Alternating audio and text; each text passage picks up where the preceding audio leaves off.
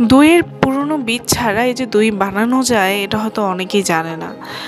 আর এই দইয়ের পুরনো বীজ জমানো হয় না বলেই কিন্তু টক দইটা বানানো হয় না। টক দই আমাদের শরীরের জন্য যেমন উপকারী তেমন রান্নায়ও নতুন একটা ফ্লেভার আনে। আজকে আমরা শিখবো কিভাবে পুরনো বীজ ছাড়াই নতুন করে টক দই বানানো যায়। সো প্রথমে আপনারা দেখে ফেললেন আমি দুধটাকে সুন্দর করে গরম করে এরপরে অল্প পরিমাণে দুধ নিয়ে তাতে 4টা লেবু চিপে আমি ছানার মতো করে তৈরি করে নিব এবং এটা কিছুক্ষণ রেখে দিব যেন ভেতরের পানিটা বের হয়ে যায়।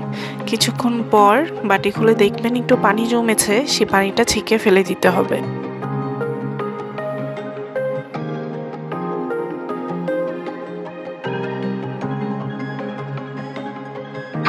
এবার সেই গরম করে রাখা দুধটা অল্প অল্প করে আমি দিয়ে দিব এবং মিশিয়ে নিব খুব ভালো করে।